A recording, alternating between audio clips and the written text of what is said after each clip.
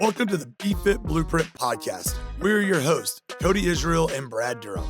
For all you BFit members and beyond, this is where we break down the blueprint of building a healthier, stronger you.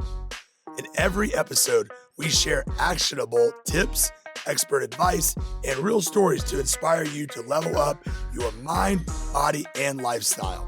Whether you're just taking your first step or pushing for the next breakthrough, we've got the tools to get you there.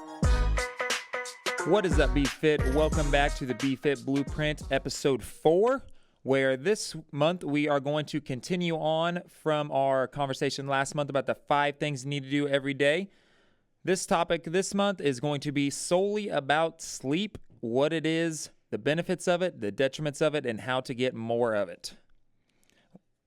We got Cailie Stewart back with us, our nutrition coach here at BFit. Going to discuss this because this is one of the big items that she talks about with her clients, and I would assume probably every meeting you have with them. Yes, I think, Cody, you and I are in the same camp with all of our clients as far as this is one of the first questions I ask my clients. Sleep is so foundational, and it really determines kind of how you feel every single day and your performance in the gym, your mental performance, everything, how your organ systems work. So it is the number one thing to focus on, just in general. If you're looking to improve your health at all, it's the first place to start. Yeah, it has a lot of influence on our decision-making for the day, and it like hormones, our cravings, how much energy we have. It's kind of just involved with everything, and that's kind of why we put it first on the list, because it affects everything else that comes after this. You know, the 5 things we talked about: sleep, steps, protein, daily gratitude, and water. Like, it all kind of starts with sleep. Getting good sleep is going to help all the other 4 things as well. And the more that I've been diving into sleep, I've learned that it's just foundational to health span. So Sleep throughout the course of your life really can determine your longevity. Yeah. So we're going to start off kind of informing what is sleep. So sleep comes in 3 stages. Okay, there's light sleep. There's REM sleep, which is rapid eye movement. That's when you're dreaming. And then there is deep sleep. Yep. And each of those cycles lasts around, I think, 90 minutes if you cycle through all 3. Light sleep is what you start with when you start kind of just dozing off. And then deep sleep is the first phase of the night. Yep. Deep sleep comes right after light sleep whenever you get in there. And that's when everything kind of slows down. Your heart rate, your blood pressure, your breath rate, it all kind of slows down. Your muscles kind of, in a sense, kind of paralyze to where they're not going to move. It's kind of where you're just a brick laying there in bed. And that's kind of where all of your tissue repair and tissue repair leading to strengthening the immune system, that's where the major role of that is taking place. Yeah, and this is the phase when it might be very difficult to wake somebody up. Yes. So if somebody's in deep sleep and they're not waking up, it can be challenging.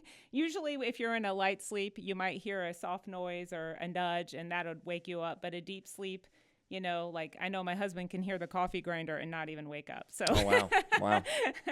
Pretty impressive. But I will note on deep sleep, and this happens to me, deep sleep is one of the most important portions of the night. It's really important, like Cody said, for repairing tissues, regulating hormones, and all those sorts of things. So falling asleep on the couch and then waking up is probably one of the worst things you can do to impact your deep sleep. Yeah, because most likely you're probably not quite even in deep sleep yet on the couch, and then you wake up and, you get up, you move around, you turn on a light to get to the bedroom, and it kind of turns off that signal that it's kind of bedtime, getting ready to fall into that deep sleep. So then you go to bed and you got to start the whole process over again, starting with the light sleep, or even getting into light sleep and then transitioning to light sleep into deep sleep. Yeah, so I know whenever, on my sleep tracker, whenever I fall asleep in the evening on the couch, which happens sometimes, it really impacts my deep sleep. So if you're sleepy, go to bed. Yeah.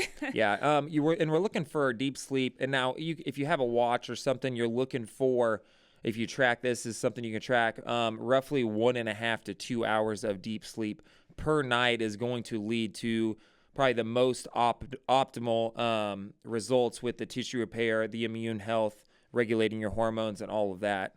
Yeah, and I mean, really, there's been studies that show this is when there's a protein called beta amyloid that builds up in your brain, and deep sleep is when your brain kind of gets this vacuum sweep of this plaque, and beta amyloid has been associated with Alzheimer's disease. So deep sleep is really crucial to preventing some things like Alzheimer's and dementia on a regular basis. Yeah. And then once you kind of cycle through your deep sleep is when you get to the final stage, which is, well, not really the final stage because normally we're in light sleep last, but REM sleep, and that's the rapid eye movement. That's when you tend to move a little bit more at nighttime and your eyes are rapidly moving. That's when you're dreaming. That's when your mind is kind of racing and a lot of thoughts are going on in your head, that's when your brain tends to, what's the word I'm looking for? It's kind of like a filing cabinet for your mind. There we go. Yeah. It kind of stores your memories and puts them in your memory bank. Yeah, and it actually, I've heard that some of the things that you experience in your dreams, not that we're going to interpret dreams here today, but some of the things that you dream about are just your brain's way of working out situations. Yeah. Well, that's when a lot of emotional processing and processing your thoughts takes place is during REM sleep. Yes. Yeah, very important. And it's usually takes place light sleep, deep sleep, then maybe another phase of light, and then back into REM. Yeah. And these cycle maybe 4 or 5 times through the night. REM sleep seems to happen a little bit later in the night, usually after deep sleep. Yeah.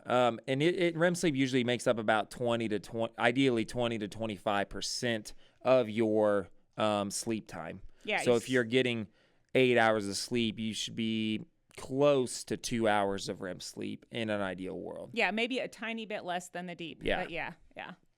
And so I don't know about you, but I a lot of times I guess that's true that I do wake up from a dream and I feel kind of out of it. Like I'm like, man, I was having a good dream, and then I wake up. But sometimes I'm in a super light sleep, like when the power goes out and then the fan turns off. That's when I wake up, because and I assume I'm in like a light sleep. There is when I can notice something like that. Probably so. Yeah.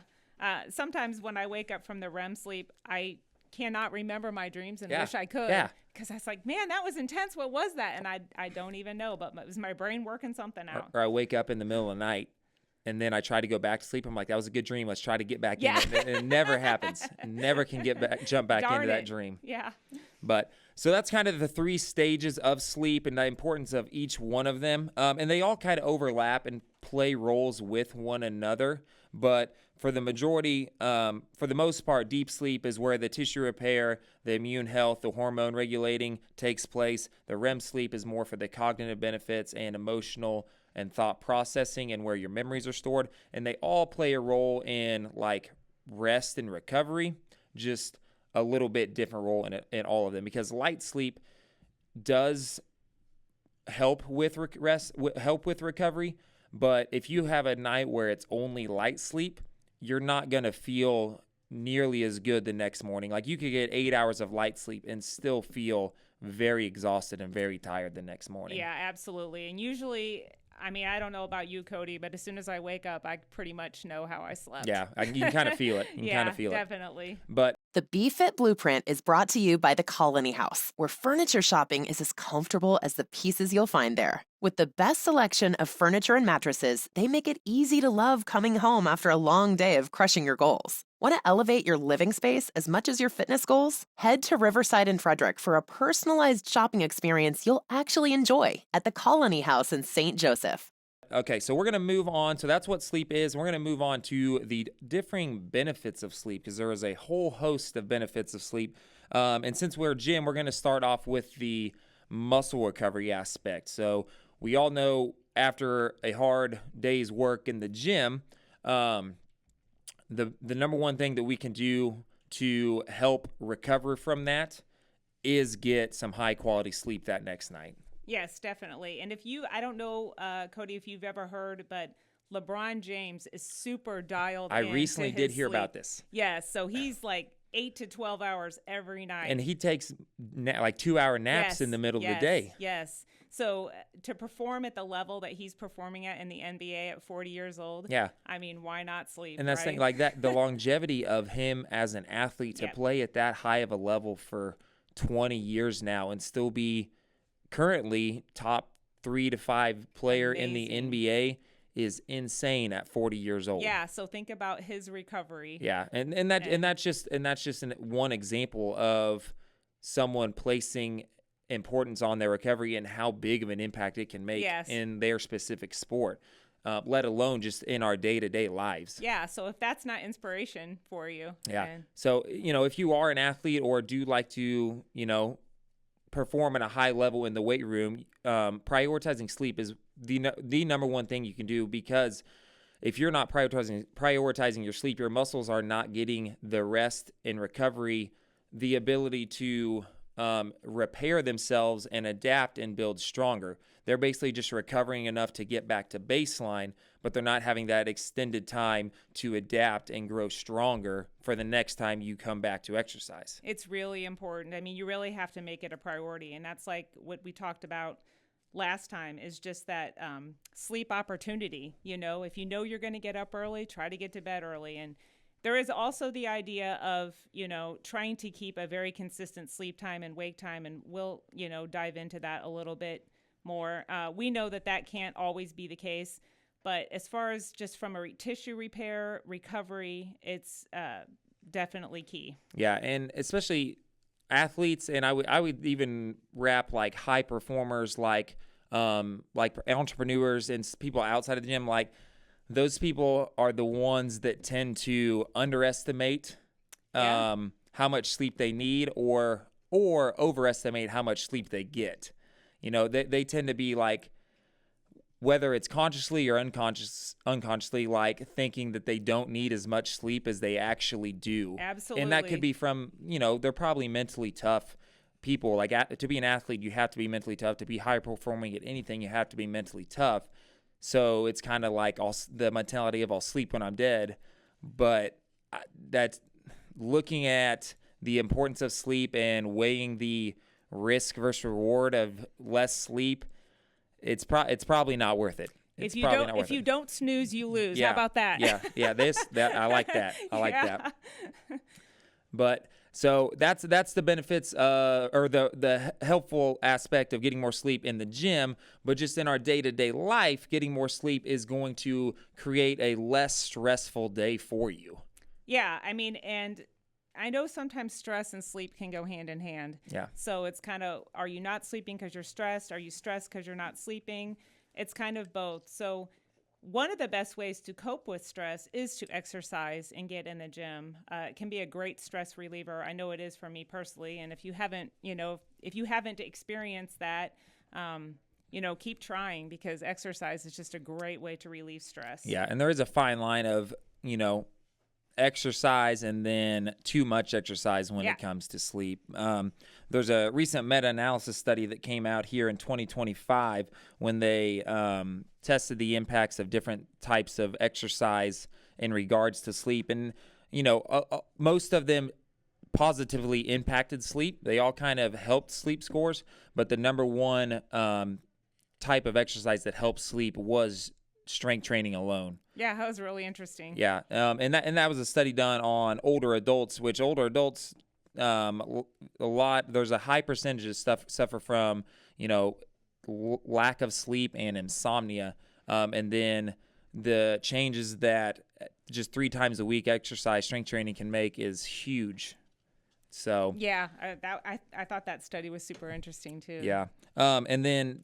So along with the sleep during the day, you're going to have a lot more mental clarity. And if you're someone who is I like to use the example of a high performer, like an entrepreneur, you run a business, or you are behind a computer crunching numbers all day, to have that mental clarity is a huge, huge component of what you do. Because if everything's all fuzzy and your reaction time or your thought process is not there, it's going to, stress you out even more, versus being able to have a clear mind and a sole focus and attention onto what you're doing at that time, that day. I recently have read 2 books written by doctors, and they talk about their residency and how they have to go sleep deprived for so many days. And that just seems insane to me. Yeah. That you're expecting someone to save lives and be sleep deprived at the same time.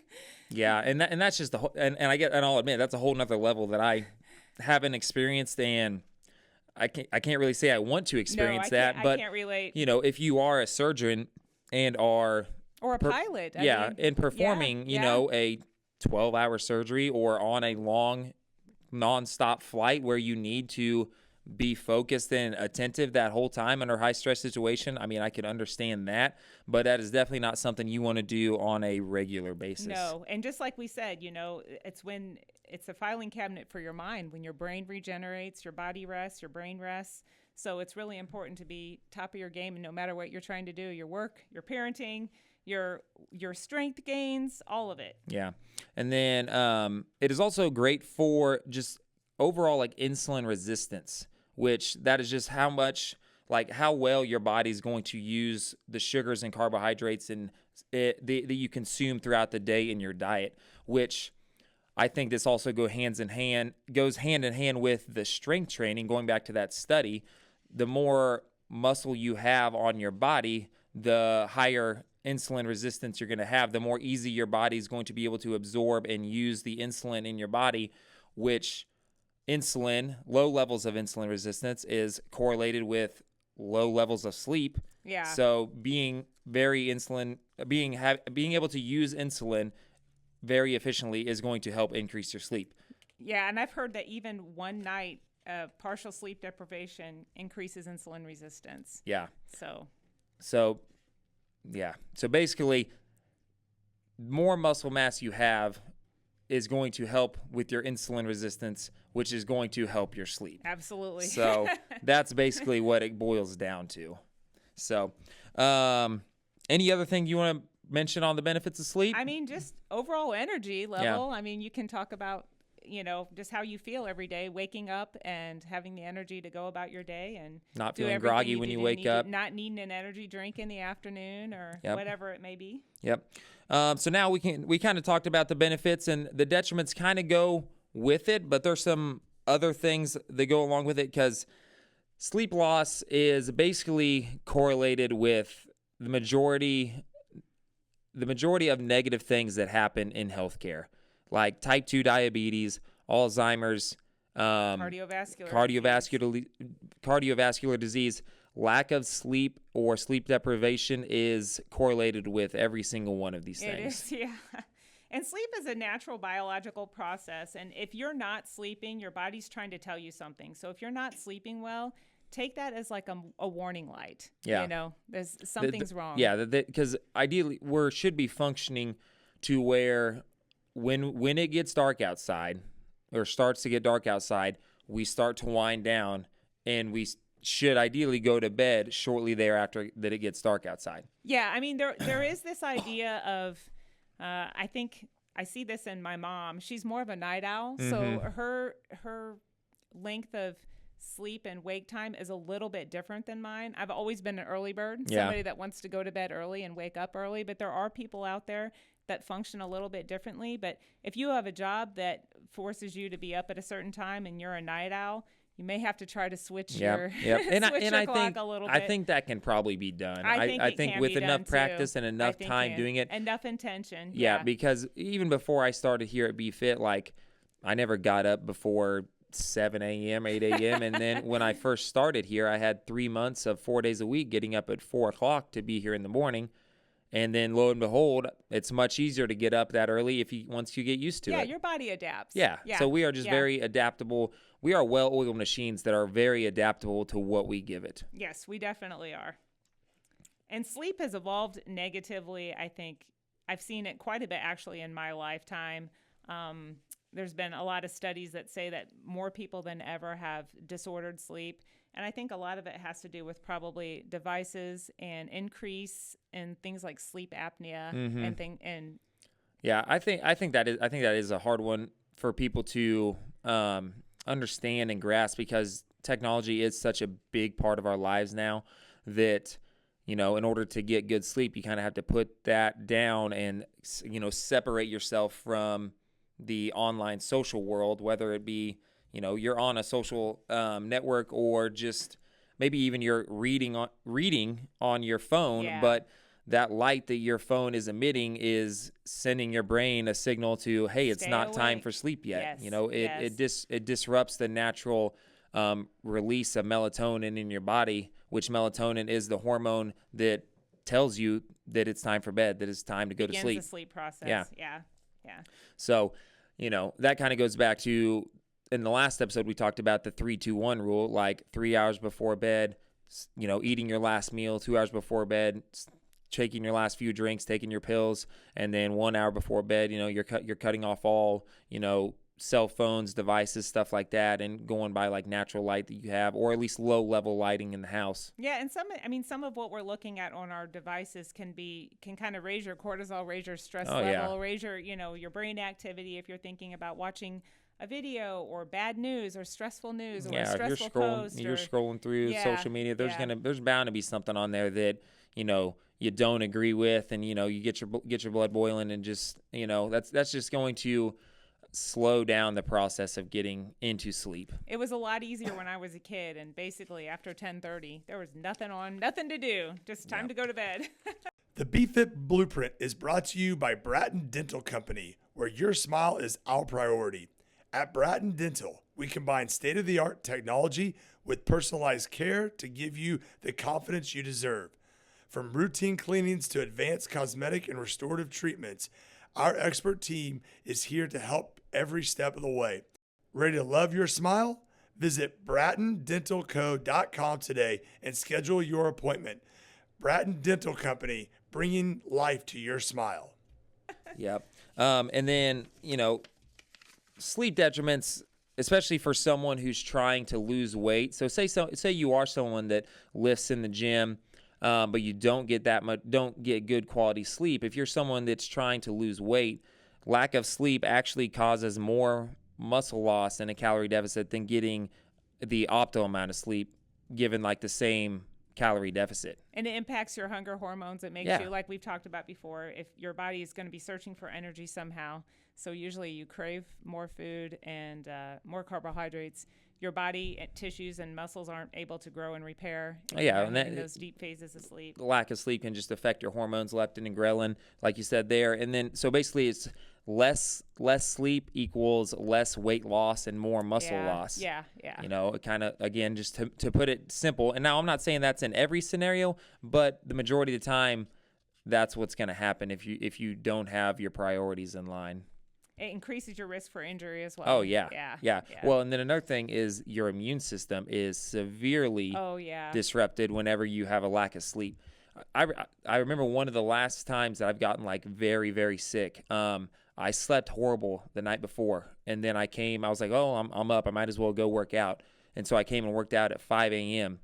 And then and I don't know if it's any correlation, or maybe I was already getting sick, but by midday that day, and it was an intense workout. Like it was a Metcon workout at the gym. I don't know if it was Fight Gone Bad or one like that. But by midday that day, I was very sick, and I ended up having the flu after that. So I said, I might have already had something going on, but after that, I'm like, if I sleep horrible, there's no way I'm going to the gym and working out at very high intensity. You got to listen to your body. And I've actually had the reverse happen, where I felt like I was getting sick and then got a really good night's sleep and felt better the next day. Yeah. So it's just everything's recovering. And well, it's probably part of the reason why when you get sick, you don't feel like doing anything but laying down and resting. Your body's telling you something. Yes. Yeah. Yep. So we're going to talk about now how to get better sleep, or some things to think about or to put into practice to help you get better sleep. Yeah, and so there's this kind of idea that prioritizing sleep is a weak habit or lazy habit, kind of like Cody talked a little bit about earlier, the sleep when you're dead kind of thing. That is definitely not true. It's very, very important. And I believe that a good night's sleep begins as soon as you wake up. That's what I was going to say. I was going to say, let's start it off by starting in the morning. So first thing when you wake up, if you can, being able to get some sunlight is going to kickstart like just the natural process of, you're awake and starting your sleep. It's almost not starting your sleep cycle, but kind of it sets your melatonin. Yes. Yeah. Yeah. And so sometimes here in Missouri, we know sometimes when we wake up in the morning, it's dark and there's no sunlight yet. So that's when you think about turning on some overhead lights. And I'm kind of a light If you have a red light. Yeah, I'm kind of a light sensitive person. I don't like a lot of overhead light, but I try to do this in the morning just because it signals your body to wake up. Yeah. It's time to get up. Yeah, but especially if it's, and that's, that's part of the reason why we want to try to avoid that, the night before going to sleep or in the middle of the night. We want to try to avoid that because that same signal. So starting off with sunlight or some type of light first thing in the morning when you wake up kind of sets your day up for success. And then sometime throughout the day, like we talked about, getting in some exercise. And, going back to that study, strength training tends to lead, most types of exercise, if not overdone, will lead to better sleep. But the evidence tended to lean towards strength training providing the most benefits in regards to sleep quality. Yeah, you don't have to destroy yourself to call it exercise. In the study, lifting weights, going for a walk, just simple things, especially if you can do those things outside. Yeah, in the study, they did 3 times a week for just under an hour of strength training. Yeah. So that leaves a little bit of option in your week to choose when to work out. It's not something you have to do every day. It gives you a little bit of flexibility in your schedule. Yeah. So getting that sunlight, and this is going to be a little easier to do here in the summer, but 10 minutes within 30 to 60 minutes of waking up. And if you're somebody that is really stressed, is under a lot of stress and has some cortisol issues, you might think about delaying your coffee just a little bit if this is something that you struggle with. Maybe hydrate first thing in the morning, as we talked about before. Yep. As soon as you wake up, start hydrating so that you don't have to do it before you go to bed. Yeah, and she mentioned something there with the, coffee. You can have caffeine, but maybe limit the amount of caffeine you have throughout the day, and especially the closer you get to, you're going to bed, you really want to cut that caffeine off. Caffeine has a half-life of 8 hours, meaning it's still in your system 8 hours after consuming it. So if you're someone that goes to bed at 10 o'clock, ideally you want to have your last caffeinated beverage before 2 p.m. Yeah, and some people are less sensitive to caffeine. They say they are. That's what I was going to say. I was like, are they less sensitive, or are they lying to themselves? Because they can consume so much caffeine that you're not getting it, because caffeine essentially is a drug. Yeah, and it's a drug that the more you use, the more you need, because the effects of it diminish the more you consume and the more regularly you consume it. So that's why some people are like, man, I drink 300 milligrams before bed and I fall asleep right away. It's like, well, if you're consuming 900 milligrams throughout the day, you're not 300 milligrams, you're probably not going to feel it, but it's going to affect your sleep quality is the thing. Yeah. You're most likely passing out because you're exhausted, your body's exhausted, you're super stressed, but you're not getting good restorative sleep. You're probably spending however long you're in bed in all light sleep, and you're not waking up recovered. You're waking up groggy. You're waking up tired. And so that just sets you up for the next day to overconsume caffeine again and just repeat the cycle over and over. It's a negative feedback cycle. I'm really, really caffeine sensitive, and I have maybe a cup of sometimes half-calf coffee in the morning, and that's it. Yeah, that's why you're sensitive, because you consume less than 100 milligrams a day. I can't have it, later in the day. Sometimes I'll have full-strength coffee, sometimes half-calf, but I can't do it past noon or I'm done. I can't sleep. Yeah, well, and that's how sensitive I am. And that's another thing, and I know. So kind of caffeine and the exercise, I'm going to go back to the exercise real quick. Exercising earlier in the day will also, a lot of the times, tend to help with sleep. Now, I understand if you're not able to exercise early in the day, I'd rather you exercise later in the day than not at all.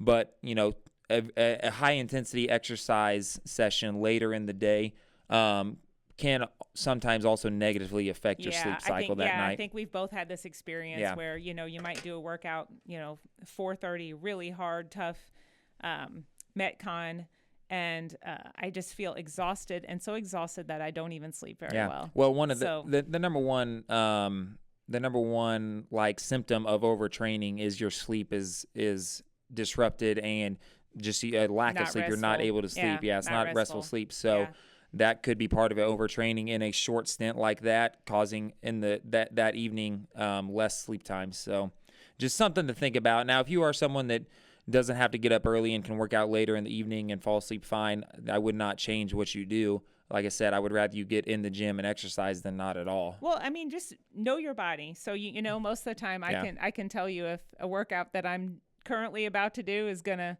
wear me out so bad that's going to impact me. And, you know, maybe if you have an important day the next day and you have to be rested, maybe do that workout on another day. Yep. And then, you know, going back to the caffeine, if you're someone that does consume a lot of caffeine, like I said, 800, 900, or whatever that number is, if you want to feel the effects of caffeine again, slowly tapering down, maybe down to zero, or maybe down to just a quarter of the amount of caffeine you normally consume across a couple weeks would be beneficial for you. So if you do consume X amount of caffeine, maybe the next week you consume half of that amount. And then the next week you consume half of that amount. And then maybe the third week you do go down to every other day you have some caffeine. And then the next week you go a whole week without caffeine. And then you can come back to it, and you're going to need a fraction of the amount of caffeine you were consuming to feel the benefits or to feel the effects and benefits of it. Yeah, and like I said, a sneaky way I do this is I mix regular coffee with decaf coffee. I do half and half. So it's just a little bit of the caffeine, but not all of it. I don't always do this, but sometimes, Yeah, that's what I tend to do as well. Yeah. And then, you know, we talked about the 3-2-1 rule. We won't spend too much time about that. But one thing, if you do tend to be on your device or whatever before evening time or watch TV, purchasing or investing in some blue light blocking glasses, you know, because blue light is that light that comes off of your phone that sends the signal to your brain to downregulate melatonin production. Yeah, so, or setting that amber setting also on your phone. Yeah, as you well. can do that on your phone. I have mine come on at 5. It kind of gives it that orange tint to where it takes away the blue light.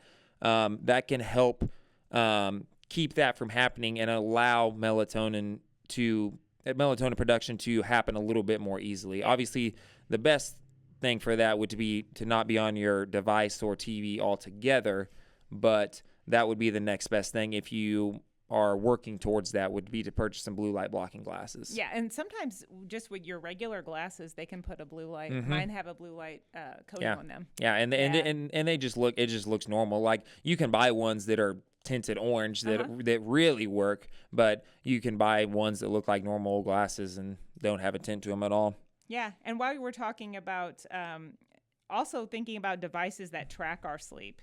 So some of them that we have on our list here are Garmin watch. I think Cody and I both have the same Garmin watch, Oura Ring, Beauty Rest sleep tracker monitor. So there's a lot of benefits, but there can also be some pitfalls to these devices. Yep. And I've experienced both. Yep. So if you don't know what you're looking for as far as a sleep score, sometimes the sleep score itself, starting first thing in the morning, can ruin your sleep score for the next day. Yeah. See, and you know, if you're someone that, and I've been this way before, like overanalyze, you know, the numbers, where it's like I'll see a number and then I'll like, my sleep wasn't good, and then I'll stress out about getting sleep that night. So I'm like trying to fall asleep. Performance anxiety. Yeah. And so I'm trying to make myself fall asleep, which messes up my sleep, and it's just again a negative feedback cycle.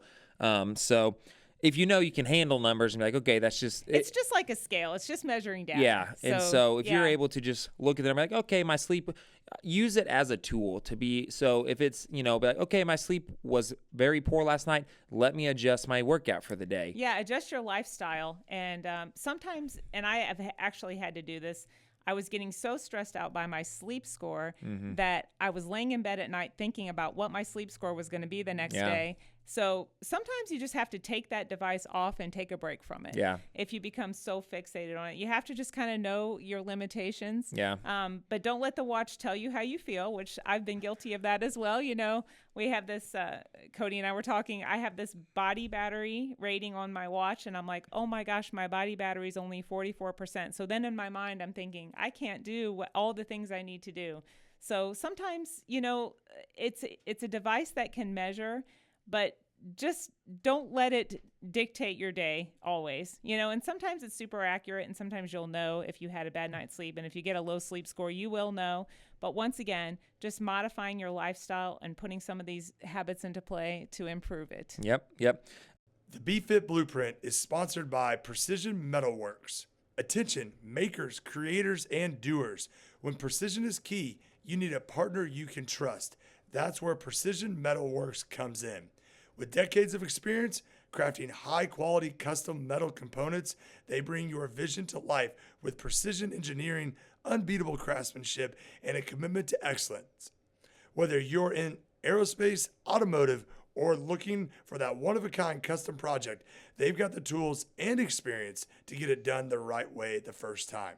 Don't settle for less. Choose Precision Metalworks, where innovation meets precision. Visit precision-metal-works.com today, and let's build something amazing together. Another one along the similar lines of limiting your caffeine would be to limit the amount of alcohol or how often you consume alcohol. Alcohol has a major effect on your sleep in a negative way. It kind of prevents you from going into that deep sleep state, and it can actually wake you up more frequently. And we talked about the importance of hitting those deep sleep cycles. And a lot of times alcohol is just kind of a sedative effect, but then after a short amount of time, the sedative becomes more of a stimulant. Yeah, and that's exactly in my experience. Well, I know I don't ever get any REM sleep, and if I've ever drank the night before. But yeah, like I will fall asleep, quote unquote, fall asleep after consuming some alcohol, but after a couple hours, that sedative effect wears off, and I'll wake up in the middle of the night and I cannot fall back asleep. I'll just lay there. Reverse stimulant. I don't think people realize. Nope, lay there and toss and turn, and then just sets you up for failure the whole rest of your next day. Yeah, so if you're going to have a drink, maybe have it as early in the day as you can. Yes. Yeah. Give your body time to adjust from that. Yeah, and and just like I said, limit, again, it's a negative feedback cycle. If you're one that consumes alcohol often, you might feel tired the next day, so you opt for caffeine, and then it's just a negative cycle that goes on. So being able to limit how often you are consuming alcohol would be very beneficial for your sleep as well. Yes, definitely. I think so too. So there's also this method. Breathwork. This method called the Navy SEAL sleep method. And my husband, who is a pilot, shared this with me. I guess they shared it with him in flight school. So it's kind of what they talk to the Navy SEALs about so that they can get quality sleep whenever and however they can. And so there's this idea of it's a little bit of breath work. So you breathe in for a count of 4, hold for a count of 7, exhale for 8 seconds slowly, repeating this 4 times. And then think about just relaxing your whole body, starting with your head and your face, relaxing your cheeks and your neck, moving down to your shoulders and each arm and each hand. And just think about just gradually going down from your head to your toes and relaxing your entire body. And I actually tried this the other night, and I was asleep by the time I got to my shoulders. Yeah. I don't even remember getting past that. Yeah. So it can be helpful. It just takes your mind off other things too. Yeah, that reminds me of, box breathing, the 4 second or 7 seconds in, 7 second hold, 7 second exhale, 7 second hold, or just there's different variations of it of different times, but that's what that reminds me of, because it forces you to focus on your breathing and take your mind off of other things, and it offers like a sense of relaxation and calming. It puts you into a parasympathetic state. Yeah. So when you're doing that breathing, your whole body, and you can feel your whole body relaxing, which is then promoting that first phase of light sleep. Yeah. And another thing along the same lines of promoting like relaxation and stuff is, before bed, everybody's always heard like praying before bed, or just showing gratitude and being grateful for everything in life that's been given to us can be very beneficial for relaxing someone before bed and being able to get into that relaxed parasympathetic state. And not focusing on all the things you did today or have to do tomorrow, just focusing on the good and relaxing. Yeah. And even, talk along those lines on what you have to do tomorrow versus, thinking about it. Maybe before you go to bed, make a list of all the things that need to be done. That way it's already written down. You don't have to think about it anymore. You can put that out in the back of your mind or out of your mind so that you're able to just lay down and hopefully get a good night's sleep. Set your alarm well in advance so that you're not laying in bed wondering if you set your alarm. Oh, man, I've done that before. Getting all those things taken care of. Even though I know I set my alarm before bed, I'm like, did I set my alarm? Was that today? Almost every night, yeah. And so insomnia can look a little bit different. If you have insomnia, sometimes the overfixation of the sleep hygiene can have an opposite effect. So sometimes I feel like if somebody has really bad insomnia, they're, like we talked about, performance anxiety and almost overthinking it. Yeah. So it's just it's a process of letting go. Yeah. And so we kind of talked about the natural ways to help someone get better sleep or how to help sleep quality. You want to discuss any potential beneficial supplements? Well, real quick, I'd like to touch, if I may, a little bit on the benefit of creatine in a sense of sleep deprivation. Okay. So not that I'm at all promoting sleep deprivation, because that's not what we're talking about here, but I can tell you from personal experience that I feel like creatine, if you happen to get a bad night's sleep, it can really, really help kind of mitigate the symptoms of the bad night's sleep. Like, actually, I've heard it. I just actually listened to a podcast about this. Whenever someone is traveling and, jet lag, whenever you get to where you're going, take not a huge, but like a 10 to 20 gram bolus of creatine to help with that. Continue on, sorry. So a couple weeks ago, I flew out to LA to visit my daughter, and I had, the night we left, I had to get up at 3 a.m., okay, because we flew standby. And so we got there, had one good night of sleep, and then the night we came home, we had to get up at 3 a.m. Ooh. LA time, okay, so time changes. It was all brutal. Yeah. I definitely took my creatine with me because I have known that this is my experience, and everyone's like, wow, you're functioning pretty well. And I really attribute a lot of it to that. Yeah. So it kind of recycles that ATP, kind of gives you good energy. Not at all that I am a proponent of sleep deprivation, but just another case for creatine in the supplement absolutely. world. Yeah. Man. It's actually a thing. So as far as other supplements go, everybody do your research and talk to your doctor. But one that most people are deficient in is magnesium. Yeah. And if you're looking for a good form for sleep, magnesium glycinate and magnesium threonate are two of my favorites. Yep. I think that was something that when I was having sleep issues in my past that I did some research on and started taking, and I did notice benefits almost immediately of taking that, making sure that I got enough of that. It works really well with vitamin D as well. So vitamin D is another vitamin that a lot of people are deficient in, can actually impact your sleep as well. Yeah. Well, and that's something you get from the sun as well. You can get it naturally from the sun. So it's another reason to get out in the sun, get your natural vitamin D. Yeah. And there's also L-Theanine, GABA, melatonin. I'd say that's probably the most popular one is melatonin. It is, but I think it can be overdone. So I think the research on it is probably, is it like half a gram to 1 gram? No 1 more gram. Than one. Yeah. Yeah. Well, because essentially melatonin was created for situations like jet lag to reset your sleep pattern. Yeah. So it is meant to, I don't want to say knock you out, but essentially knock you out. And so taking that on a repetitive basis, it also limits the amount of REM sleep you get. Yeah, I mean, we really want to rely on our body's natural way to produce melatonin. Yeah. That's really the best way. And there is a time and a place for it, like we said, if you're traveling or having jet lag.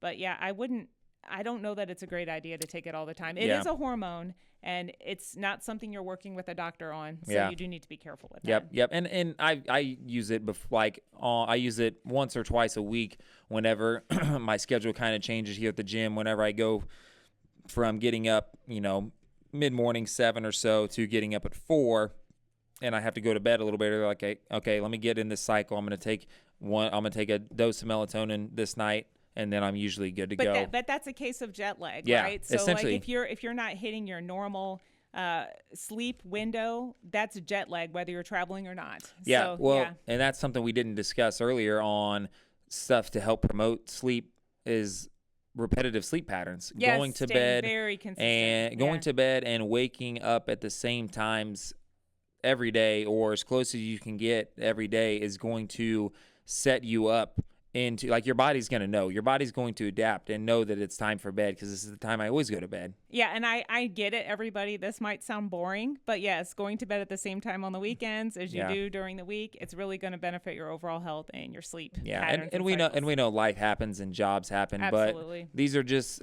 ways that you can implement without spending extra money to help you promote better, to help you get better sleep, and just help you overall with your overall health, metabolically, physically, and in basically every sense of health. Yeah, absolutely. So if you aren't sleeping, what do you say, Cody? What do you think we should do if somebody's having trouble sleeping?